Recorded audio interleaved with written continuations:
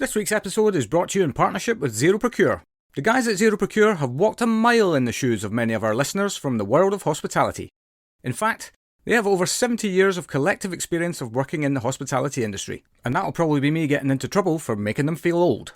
I really recommend speaking to them to ensure you're working with the right suppliers at the right price. There's zero cost involved.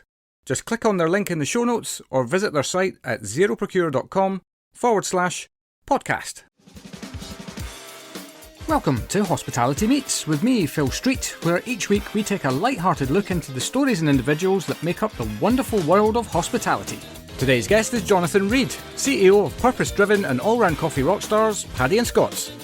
Coming up on today's show, Jonathan gives us some world-class advice. I will say it's life is too short to work with arseholes. Phil runs a quick overview of the show. Basically, this show is a walking pun/cliche. And Jonathan demonstrates that not everyone is ready to change in this incredible story. Yeah, some of it was we were welcomed. Some of it was, okay, who the hell are you and why are you here? And look at the size of the machete that I've got on my person. All that and so much more as Jonathan chats us through his story and journey to date. There's so much to love in this conversation, not least that Jonathan's career does not conform to the norm, and he's a shining example of what can happen when you follow what makes you tick. He's now at the helm of, as he puts it, the coolest company on the planet. But beyond that, there are wonderful stories and lessons throughout, all told with humour and humility. Don't forget to give us a like and a subscribe wherever you consume your podcasts. Enjoy! And a big Hospitality Meets welcome to Jonathan Reed. Hello, Jonathan, how are you? Very good, thank you, Phil. How are you? Yes, very good indeed. Where do you find yourself today? Are you at home? I am at home. Yeah, I was in the Paddy Scott's Ambition House office earlier this morning, and then it was far too busy and far too loud, so I decided to come home and seek the solace of my kitchen. Very good. Ambition House. That's a cracking name for an office. Yeah, well, we have a tagline at Paddy Scott's. Everything we try and do is about fueling ambition. So we need to be as authentic as we can in that. And our purpose really is to give the coffee farmers and our team and stakeholders and partners and customers the platform to be more ambitious. So Ambition House is as good a name as any, to be honest. And funnily enough, that name for our HQ came from the team. So we asked the guys and girls what they thought we should call our new home about 3 or 4 years ago. And Ambition House was the winner. So it was good. Fantastic. Yeah, well, I mean, let's just go straight into tell the world what it is that you do. Yes, so Paddy, so John, I'm the CEO of Paddy Scott's Coffee. If you ask me, and I am slightly biased, I think we're the coolest company in the world. Fair enough. Yeah, well, if the CEO can't think that, then I'm sticking to it. So Paddy Scott's has been around for sort of 15, 16 years, and we operate our own coffee shops. We have a beautiful little coffee farm in Kenya, and we trade coffee to our partners from hospitality, leisure, and retail sectors. And typically, what we try and do is I guess, try and convince people that a humble cup of coffee should be about much more than just a hot black drink. So, we are really, really focused on trying to rewrite the rule book in terms of coffee supply chain around the world. So we are proudly trying to rip up the way that coffee is traded around the world and try and do it a bit differently with direct trade. And years ago, we used to give hundreds of thousands of dollars every year to accreditation bodies to stamp our coffee and say it was produced ethically. And then we had a bit of an epiphany one day where we said, actually, do you know what? Let's try something new. So we are all about sort of direct trading coffee now, making sure that the money we used to give to large accreditation bodies is now given to the local communities that help us farm coffee and give us, such a great business. So that's kind of what we're all about. Yeah, wonderful. And that kind of, when the notes that you very kindly filled out for me before we jumped on the chat, there was a line in there which I loved, which was about coffee tastes better when it's doing some good. I like that. I like that a exactly. lot. Yeah, I think. I don't want to come across like I'm full of puns, but I kind of say to people, our coffee tastes. You're very better welcome on the show if you are, by the way. Basically, this show is a walking pun/cliche. Well, yeah, I'm in the right place. Yeah. No, but I kind of say to people, I'd like to think our coffee tastes better because it changes lives, and that's quite a big, broad statement. But I think from my point of view, it's important in Paddy and Scott's terms, that we really care about what we do, and we stand for something, and that something happens to be, as I say, reenacting how the coffee is traded around the world, and making sure the guys at the start of the journey of a humble coffee bean are able to enjoy a better quality of life because of the graft that they put in growing, farming, harvesting their coffee. So Yeah. that's kind of what we're all about. Yeah, wicked. Well, I'm sure we'll get into that in a bit more depth later as we get into the fullness of the conversation. But what I want to do first is kind of go all the way back to the beginning. And I actually asked you a question before we turned the microphone on, and it was going in such an interesting direction that I kind of shut that question down, because definitely it's the sort of thing that I think people want to hear. Is that, from the outside looking in, your journey doesn't look like it should end up where you've ended up. Like, you started out on, I guess, a fairly classic path, and have ended up doing what you're doing. But so take us all the way back to the beginning. How did you first get into hospitality and related industries? Well, I I think my first touch point with hospitality was probably going on holidays with my parents and my family when I was a kid. Let's say we'd go for a fairly modest weekend in Bournemouth when I was probably 8 or 9 years old. Myself, my brother, and my mum and dad would stay in a hotel bedroom. And a weekend like that would probably be the highlight of our year in terms of travel. So I used to just love being around and in a hotel. I used to love seeing the team on show, and I just thought that these guys that are here for work seem like having so much fun in this particular hotel in Bournemouth, let's say.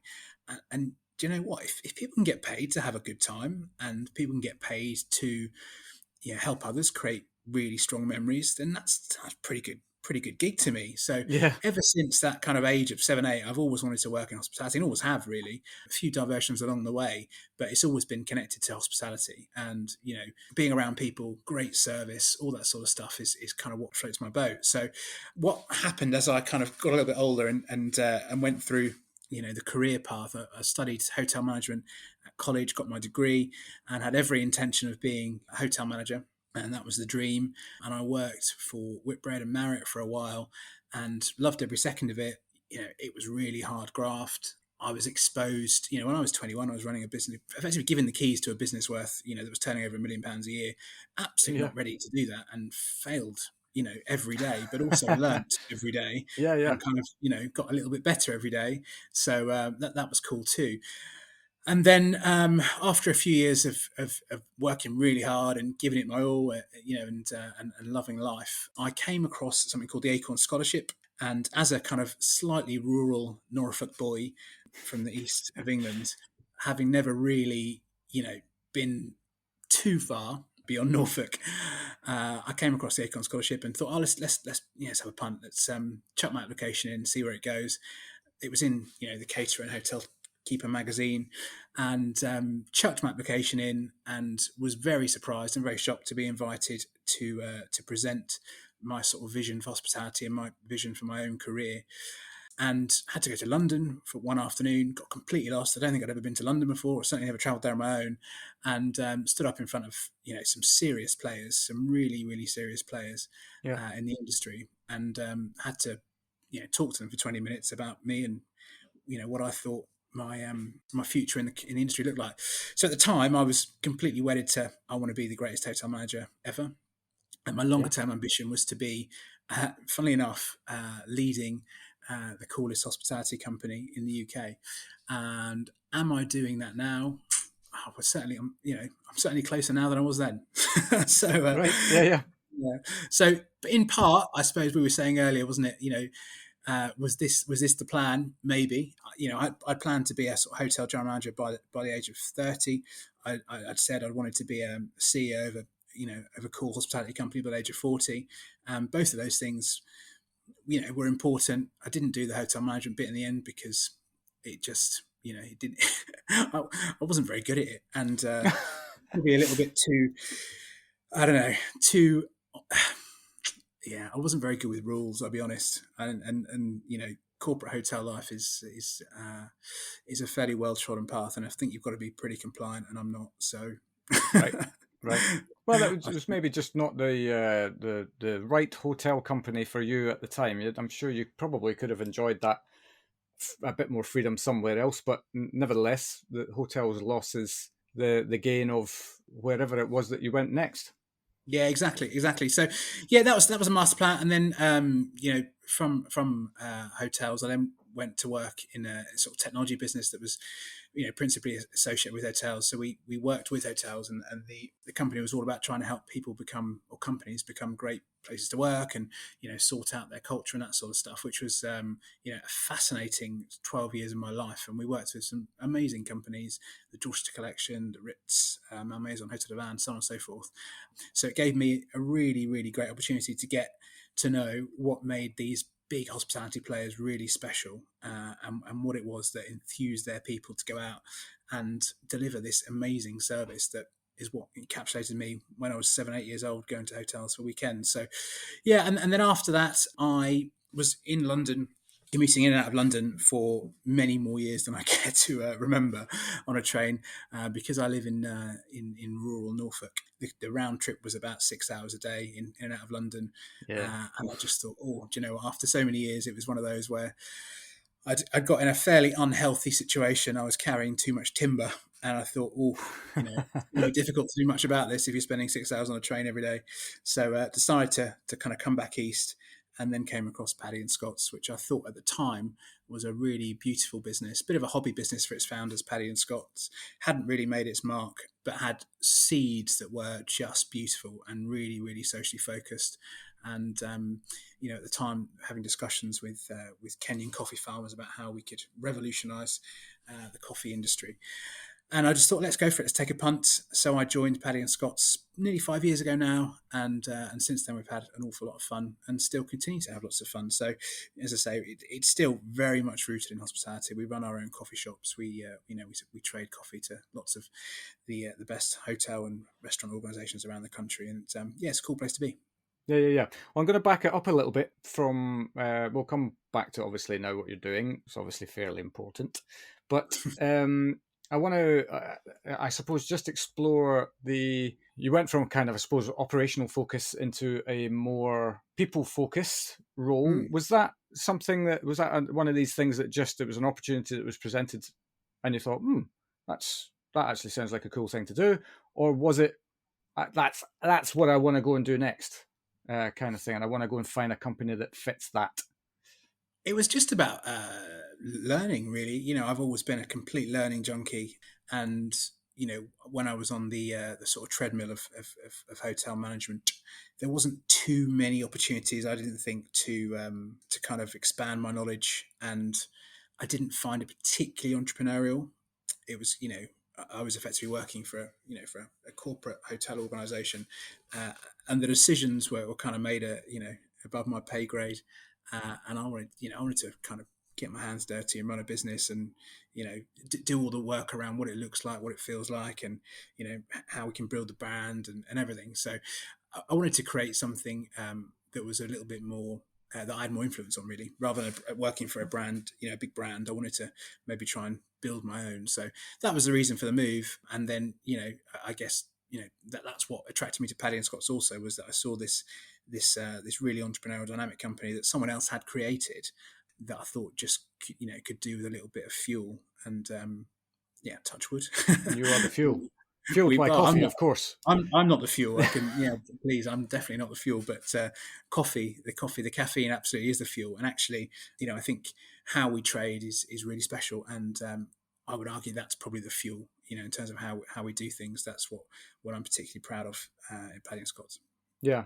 Do you think the because it's Purple Cube we're talking about, isn't it? The Yeah, yeah, company, yeah, and they're friends of the show. I've had Jane Sunley good. on the show, and Yeah, good. I know Jo. She's another wonderful human Yeah, being. brilliant people. I think anyone that's in that organization is just a wonderful human being. I was Yeah. lucky enough to do the Walk for Wellbeing, and ended up just so happened that we were walking together with a couple of the members of the team as well. And yeah, everyone there is just really, really cool. And I think that the thing, this is for me one of the most important parts of business, is the human element of it. Mm. And it certainly sounds like you guys stand for that now. But do you think your time at Purple Cubes kind of brought that out of you a little bit? or is it something that you've always had within you? Do you think it's turned into a Uh, job interview, isn't it? yeah, no, it hasn't. No, I mean, because if it was, I probably wouldn't get the job. Yeah. But yeah, no. So absolutely, I learned bundles with Jane, Purple Cube, and Joe.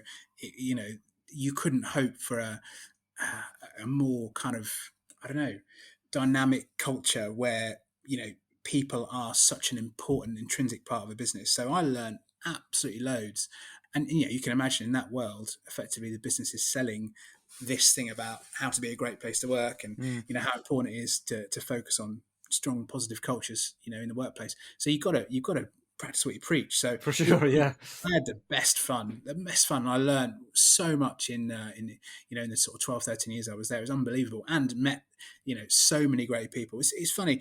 I remember fondly, back in those days, people would say to us, "Ah, I thought you worked for Purple Cubed," because you can almost like spot a Purple Cube person a mile off Really, because of right? the energy they had. So you know, unbelievable, and Yeah, yeah, it certainly gave me a real interest in the people thing. I mean, I'm absolutely not a HR practitioner, nor would I ever be one. I wouldn't wouldn't know where to start.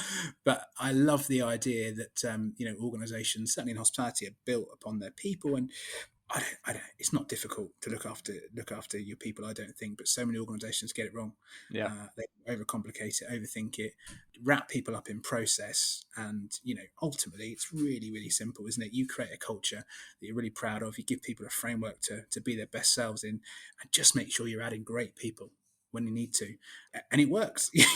yeah, Obviously, it's difficult at scale when you've got several thousand employees, but the bones of that are pretty simple, I think, and certainly, in Paddy and Scott's, we absolutely try and make sure everyone that works for us is, A, really proud of what we're doing, and B, feels like they can influence where the business is moving. And if that's someone that's making coffee for 4 hours a week, they've got as big a voice as me, frankly. yeah. Hopefully, they feel as connected to what we're doing, our purpose, as everyone else. So, yeah, and largely that sort of focus on culture and how we do things definitely comes from Purple Cubed. Yeah, well, and this is what I love about all of the different stories that I've kind of had on this show is the fact that there's definitely this sort of kind of all roads lead here to the vast majority of everyone's stories. Is the fact that you needed to learn what you learned in the hotel world to kind of get your love for whatever it was that you were getting the love for at the time. That led you to the Mm, opportunity with Purple Cube. Purple Cube gave you what you needed to do to come and do this role. And probably, when you started in this role, it was probably a little bit of a stretch. But, if you're passionate about something that's like, not, it doesn't really feel like it feels it's the right thing to do, isn't it? It's like pursue that stretch rather than, be scared by it. definitely, yeah. And I'm 41. And I've only worked for three companies in my life, really, Yeah. on a full time basis. So I don't know.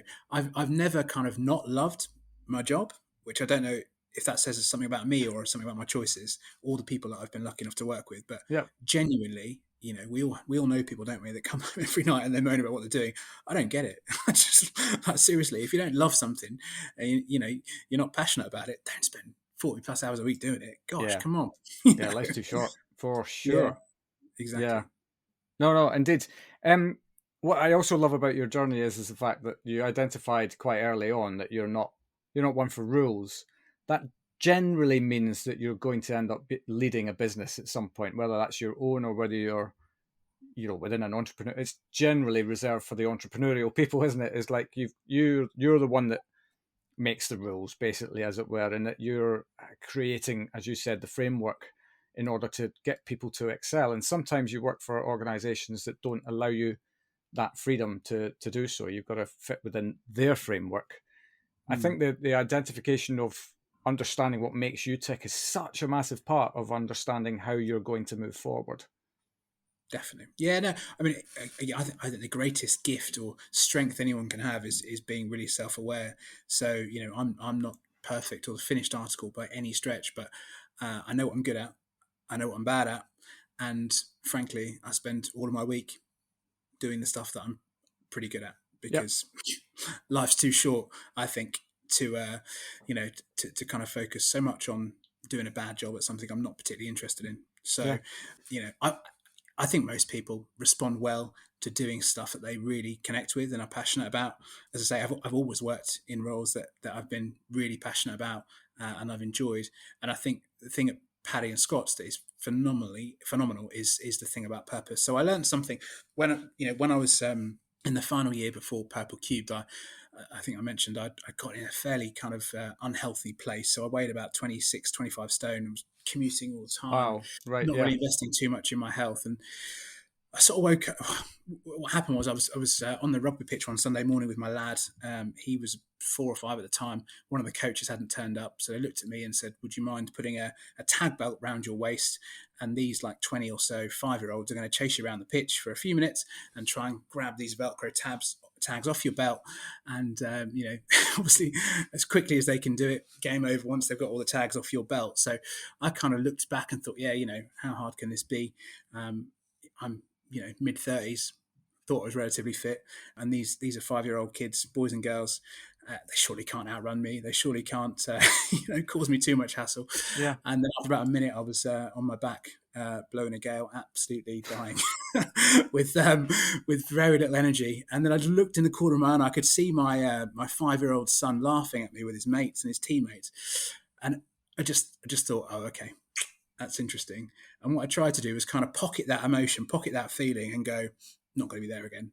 Yeah. So then, that was like a Sunday. So Monday, woke up. Okay, what are you doing about it? This is the plan. Started telling people the next 12 months, I'm going to sort my health out. I'm going to, do whatever it needed to be done, be it relationship with food, rewired, be it relationship with exercise, all that sort of stuff. And, in that 12 months preceding, I lost 11 stone, which is probably in hindsight a little bit unhealthy, to the contrary. But Yeah, nearly a stone a day. I mean, that's a week, a month. Come on, Phil. Jeez. I need coffee. I need coffee. Yeah. That's what it is. But what it taught me was, in that 12 months, every time it got tough, every time there was something, temptation, there was triggers, whatever it was, that little image of my lad in my head laughing at me as I laid on the floor, having been chased by his teammates, just would not leave my conscious. And it was like every time I had a test, I went back to the reason why I wanted to achieve this change in my life, the purpose behind it. It hit my boy's face in that image, and it was unshakable. So, what great motivation! Yeah, that and that's the thing, isn't it? That's what really taught me the importance of purpose. So then I was like, okay, I want to go. I feel like I can, frankly, do anything. What do I want to do that can have some serious legacy, some serious impact?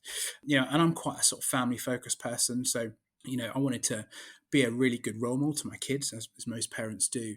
And I thought, what can I do that would give me that platform? I can go home at night and I can talk to my kids about what I've done during the day. And it's not about driving a nice car. It's not about, taking them on trips or whatever. It's about, the work that I'm doing is making a difference. So when I go home at the end of the day or night, whatever it is, if I've just had a call with the local Rugal school in Kenya that neighbours our farm, and we've just donated, school meals, or we've just, upgraded the science laboratory, then that's something I'm really proud of. And that's something I want my kids to hear about, because I want them to grow up, thinking about what impact can they have on the planet and what are they going to leave behind, and, what choices do they make that can influence other people positively that need help. Yeah. Well, I mean, ultimately, we people could talk about the fact that, that we have an awful lot of problems in the world to solve, but we can solve them by inspiring the generations to come to get on it now. Like, why wait? I mean, there's in the world that we live in, there's so many instances of. In fact, I was just watching the Harry and Meghan documentary last night on Netflix, and the early Meghan writing a letter to an advertising company because they'd basically shown that a dishwashing product was only for women, basically, Right. and she wanted them to get them to change that to people. Yeah. Not a mass, and they actually did do it from a handwritten letter from a 13-year-old kid. Wow. So it's one of those things whereby, why wait if you feel passionate about something? Get on it. And I suppose you're leading from the front in your family with that, in the sense that, look, I am getting out of bed every day and I'm doing something that I totally believe in and that I think is making a difference. And, and here is why. That's massively inspiring story for your kids, for sure. And the I hope fact so. that you lost weight and you could probably play that game for a lot longer now. Yeah, well, they certainly wouldn't catch me now. Yeah. um, Duracell bunny now, unfortunately, kids. You can keep running. Um, but no, and again, it comes back to, I think anyone is capable of anything they want to put their mind to. The reason people fail in stuff, I think, is because they haven't been really clear on what the reason or the purpose, or as Simon Sinek calls, the why behind it. Yeah. Let's say someone wakes up tomorrow and they want to make a change in their life. If you can't answer why, and you can't have a sort of emotional connection as to what that change would give you, and you don't visualize the sort of end point, you're probably you're gonna fall at one of the hurdles that come your way. Yeah. So it's good life lessons, and again, we try and run Paddy and Scott's in a way that does emotionally connect with people and gives people the ability to come to work and be really proud of what we're doing, and go home and share the great stuff we're doing with their family members and be really proud in their friendship groups. And touch wood, it kind of works. Yeah. And also, again, the size of business we are, we don't really have to conform to this this drive for profit, like most companies do. We can do the right thing by our stakeholders, and it's not got to be solely driven by profitability or turnover. We can make decisions that are driven by impact, social impact, or Yeah. just by doing the right thing, because instinctively in our hearts it feels like the right thing to do. Yeah, and that has massive power in itself. And ultimately, I believe, and I still maintain this, that if you focus on exactly what you said, your kind of reason for doing, but then also making sure that at every point in that process you're doing the right thing, which sometimes is a difficult thing to do. You're going to end up winning in the end, because you've looked after your people along the way. They stay with you. It gives you greater stability. You can do better things. There's better knowledge, that you're not constantly firefighting issues as much as perhaps if you've got, if you're turning over 50% of your team every Hmm. year. And equally, this is a saying I've used, if you want another cliche, I've used this across the show many, many times. But actually, the things that are worth doing are generally difficult. And, that's good, because the growth that comes with that is amazing. And then everything else gets elevated as well. So, yeah, it is cliched, but I categorically believe in it. Yeah, and look, we don't always get it right.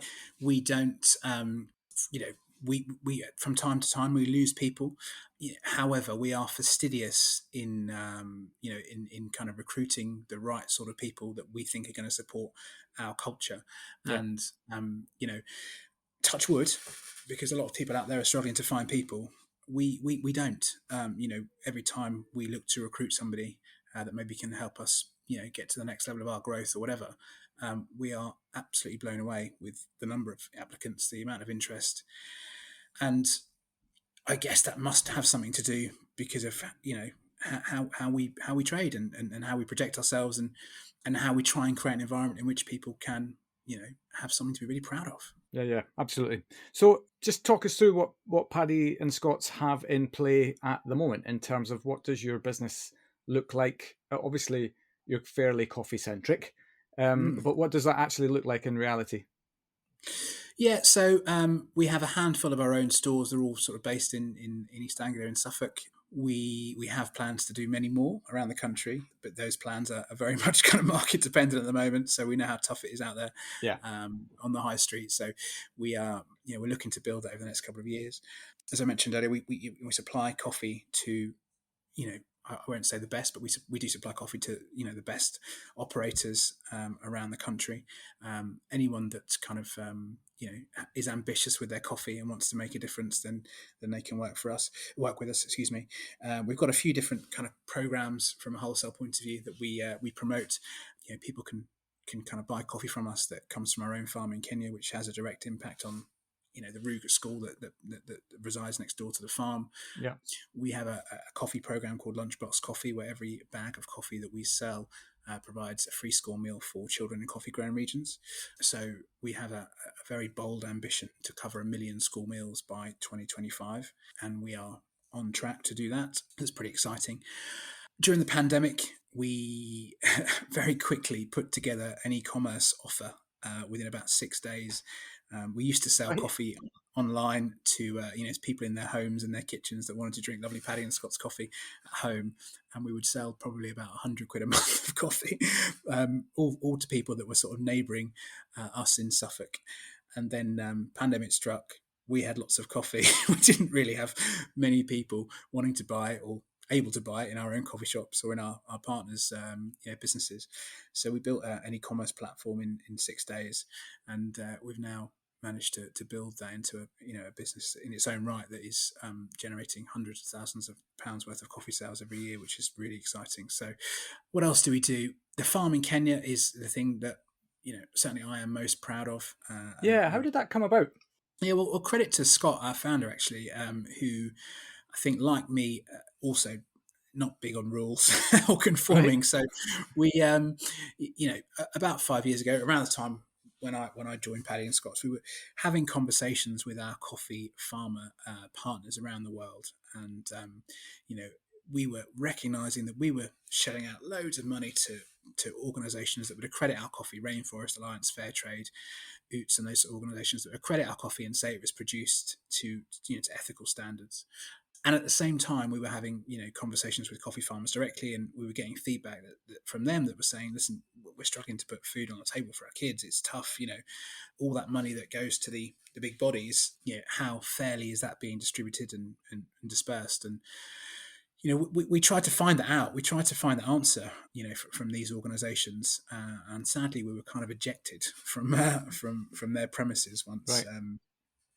We just said, look, just show us the audit trail, guys. Show us where the money goes when we, give you hundreds of thousands of dollars every year to accredit our coffee and say it's produced ethically. Tell us where that money goes. It's not an unreasonable request. Not unreasonable request, but maybe the way in which we asked it wasn't particularly, conformist again. Okay. So anyway, we were removed from their offices, told not to come back, and with fire in our bellies, we jumped on a plane, ended up in Kenya, and we had several conversations with people in the coffee community out in Kenya, and we just said, look, we think there's a better way of doing it. What do you think? At the moment, the coffee supply chain is full of people all taking their penny. You've got exporters, shipping agents, brokers, hedge fund managers, all these guys all taking their piece of the pie, Mm. and we just feel like it's unfair on the guy or gal that does all the work at the heart of the coffee industry, at the start of the coffee beans journey, and harvest the coffee. So our approach is to try and share some of the retail margin with the farmer and take out those people in the middle. So when we were in Kenya, we were sort of marched around. Some of it was we were welcomed. Some of it was, okay, who the hell are you and why are you here? And look at the size of the machete that I've got on my person. Yeah. Um, Jeez. but invariably, we came across an incredible guy called George Muchumba, who's a sixth-generation coffee farmer in a place called Meru, which is about 300 kilometers north of Nairobi, just in the shade of Mount Kenya. And George, he was sort of the village elder, if you like, showed us around his amazing coffee farm. It was a little bit tatty, a little bit unloved, didn't have the infrastructure, didn't have the finesse to generate, a really good harvest. But what George did have was just so much fuel and passion. So in his eyes, he was just, the most charming but energetic, 70-plus-year-old guy you'd ever meet. So Yeah.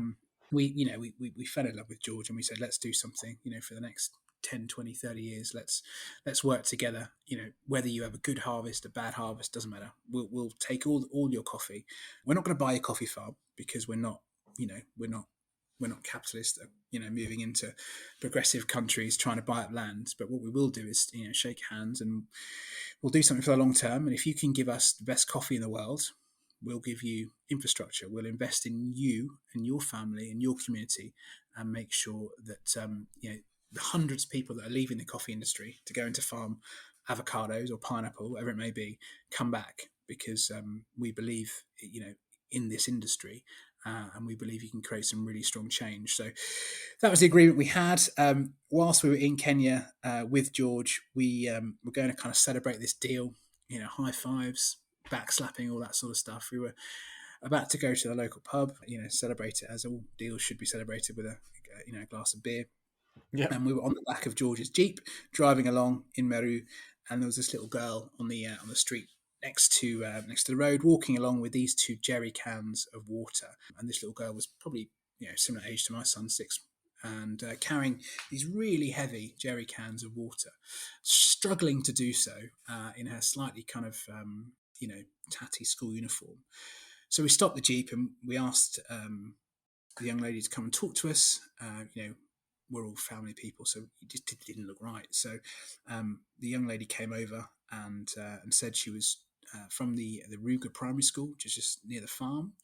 She was doing the 6-kilometre round trip that one lucky pupil was chosen to do each day to go and fetch water for the school. And instantly we kind of just went, what the heck is this? This young lady probably weighed 20 kilograms. She was probably carrying 40 kilograms or whatever the equivalent is of water.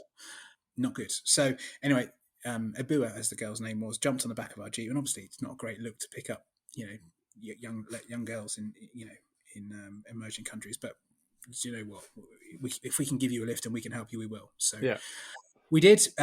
We were taken to the school, the Ruger Primary School. We, on the back of this jeep, we kind of jumped off. I think it was break time at the time, so then you had like 526 kids all flock around us, wanting to know who the hell we were, what we were doing. And the head teacher, who was lovely, gave us a tour of the school and showed us around. And then we just had like this sliding doors moment that was kind of like, okay, well, all that money that we used to spend with the coffee accreditation bodies to stamp our coffee and say it's produced ethically, we don't need that anymore because we've got George, and George is going to give us the best coffee in the world, and we're going to help him deliver that. And we're going to have this money left over. And what can we do with that? And wouldn't it be great if we could also invest in the local school and the community? Because let's face it, coffee farmers that work in George's farm have kids, and those kids need to go to school. And it was just an unbelievable, moment of clarity where you go, we've got something here. We can do this. We can really make some difference. And it was the bravest, boldest, most brilliant decision we've ever made as a business. And again, massive plaudits to Scott, our founder, who is the brains behind this. And it's the best thing I've been involved with. Hands down. What I've learned in the intervening kind of 5 or 6 years is that it takes an awful lot of money to create change in countries that are open to change.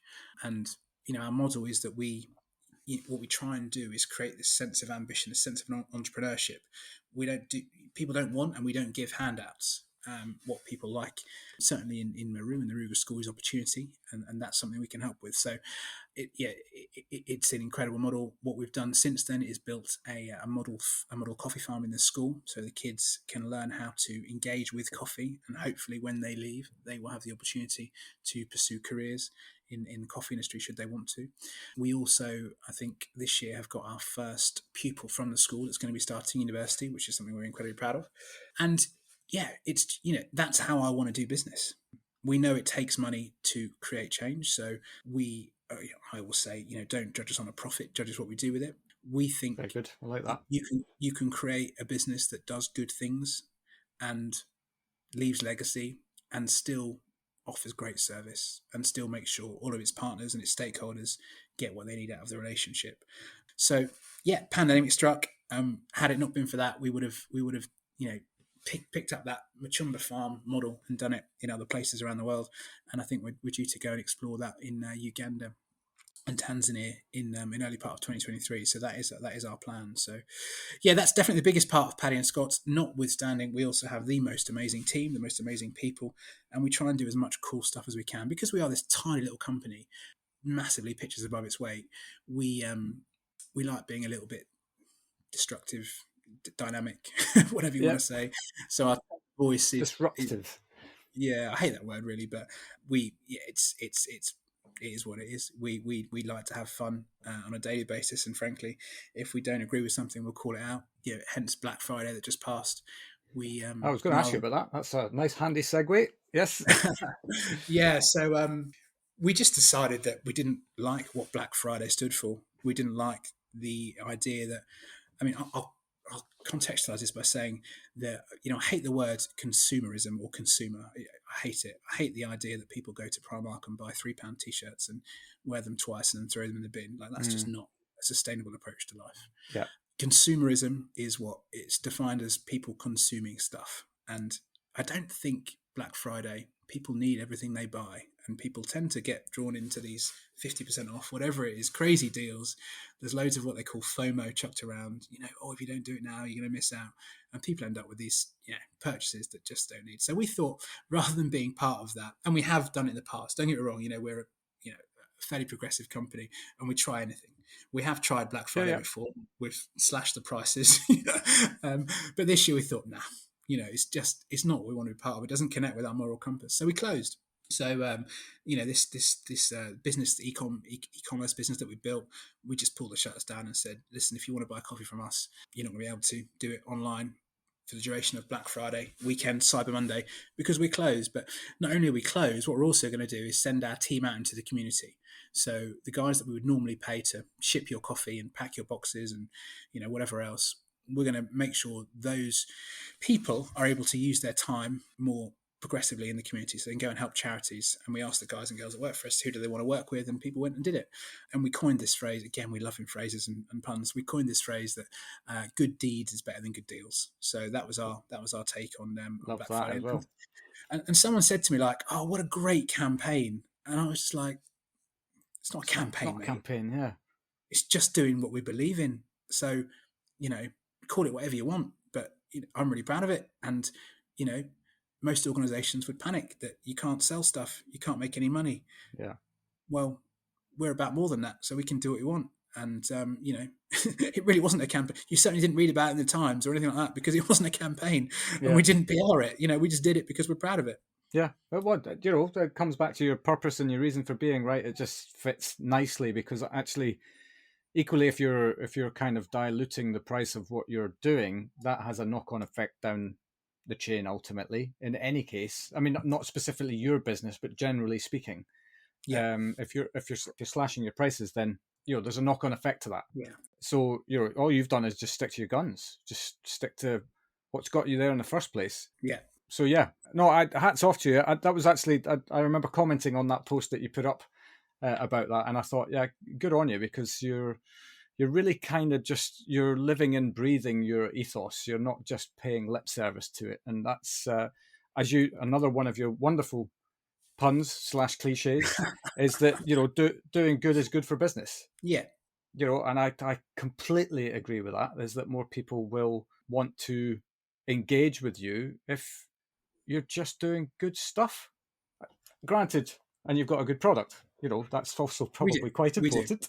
It is, people will probably trade with us maybe for the first time because they like the cut of our jib, but then if they want to come back and buy some more coffee, then invariably it's going to have to be because of it tastes fantastic, and that is the case too. So it's important to us. We equally, we don't have this big marketing team. We really don't, right?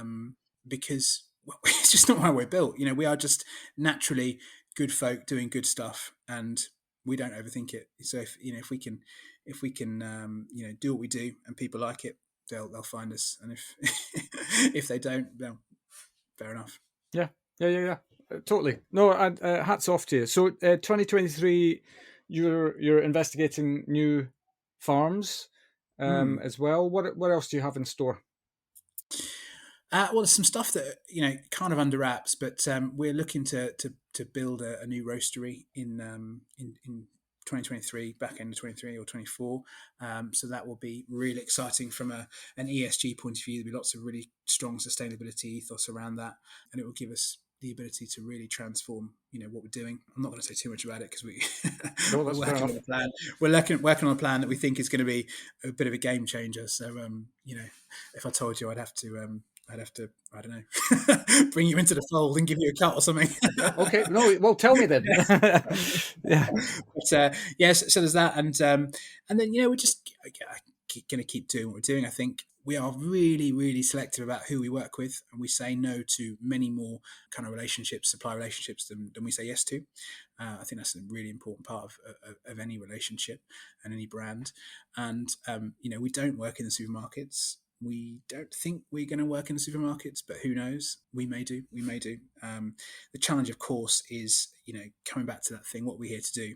and we are here ultimately to make sure the beneficiaries of our coffee are people that are involved and the communities in which we trade. So does working with supermarkets connect with those guys? Don't know. We'll have to see. Yeah. But certainly, the focus continues on trying to fund 1 million school meals by 2025. I shouldn't use the word try. On funding 1 million school meals by 2025. And equally, we're trying to sort of chuck up in the air now what bedroom coffee looks like in nice hotels. We think that arena is ripe for change, and there's definitely opportunities to do things better. So that's very much on our plan for next year, as well as just I guess opening some new coffee stores and making sure something we're going to do actually. And again, this is not a secret, but something what we're keen to do is redesign and question what a traditional coffee shop is here to do and what it stands for. So we're looking at that concept at the moment. And one of the things that really interests me is creating a space in the evening that celebrates low and no alcohol and Right. gives people a really interesting place to go and have a lovely evening out in a really nice environment with great music, great ambience that isn't exclusively about alcohol. Yeah. So that's something we're working on. We've got some really good partnerships with some really cool low and no alcohol brands that are going to help us with that. And coined the phrase, again, we love phrases, coined the phrase rather than speak easily, we're going to call it speak easily, which we think could be quite fun. Very good. Yeah, that's wicked. I mean, I watch you guys with wide eyes. I have also had your coffee, and it's lovely. I'm not sure if I've had your Kenyan coffee, so I'll definitely be placing an order. But yeah, I just love what you stand for, and I think the message that you've got is out there for sure. I think people understand who you are and what you stand for, and that's why I was super keen to get you on. Notwithstanding as well the fact that you've got quite an interesting journey in the sense that, as I couldn't correlate how you started what you're doing into what you're doing now, that's kind of the joy of putting together a career for me. Is you can set off on one path and other things present themselves easily, and that's I think what hospitality does wonderfully well. There's Definitely. so many facets to it and so many There angles, and is. everything's interlinked. And actually, what you just said there about looking at the coffee offer within hotel bedrooms, that's going to be music to my wife's ears because she's sick to the back teeth in espresso machines everywhere. So yeah, no, I congratulate you on what you're doing, and we'll keep watching what you get up to with great interest. Oh, thank you. Appreciate it. Yeah, it's been lovely. We haven't met before, right? So it's been lovely No, to meet you as well. indeed, yeah, Metaphorically, of course. indeed, yeah. Final question before I let you go: what would be your top 3 reasons why somebody should come and work within the hospitality space? Because I just think you get exposed to so much so early. So, I said when I was 21, being given the keys to £1 million business, you're able to make lots of mistakes, fail fast, and enjoy it. You also just get to touch so many different facets of the business. So in one breath you're talking about the P&L, or the sales, or whatever it may be. Another, the tap's broken, and you're going to fix it, and then someone else Yeah, doesn't turn up. It's just the breadth of things you get to play with is really strong. Number two, I think if you are at all entrepreneurial, it's a really good test bed to go and learn if you can do entrepreneurship in someone else's business, and yeah, then if you can do your own, then you'll know. And then finally, I just think people, right? It's lovely to spend time with really good people. I always say it's life is too short to work with ourselves. yeah, So yeah, in our industry, you've got to be interested in people. You've got to love it. You've got to be obsessed by people. And if you're that way inclined, come and join hospitality because the energy you will experience, in the midst of service, in a busy hospitality venue, in a peak evening or day, is unrivaled. And actually, it's it's just like something you would never experience elsewhere, I think. yeah. And that's actually in amongst all of the wonderful sayings you've said today, that last one there around life's too short to work with arseholes. That's the one for me right there. It's going on a t-shirt. I'm gonna get that into the printing press tomorrow, and yeah, that's no, that's wicked. If people want to get a hold of you to learn more about Paddy and Scott's, or just to follow you guys, what's the best method for them to reach out to you? Well, we're at paddyandscotts.shop. That's our sort of web site, if you like.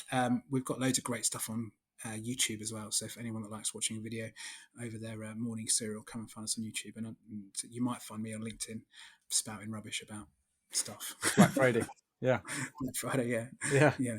Having a moan and a rant about things that seemingly aren't that important, but yeah. Yeah. Fantastic. Thank you so much for your time. It's been great to chat. Finally, we got there, and I wish you all the best into the festive period and beyond. Thank you. No worries. Cheers. And there we have it. A wonderful story so far from Jonathan, and there's no doubt that Paddy and Scott's are mixing things up in the business world. Exciting times ahead for them and Jonathan, for sure. A huge thank you to him for sharing his story. I'll be back again next week with more stories from hospitality, but until then, thanks so much for listening, and I'll see you next week.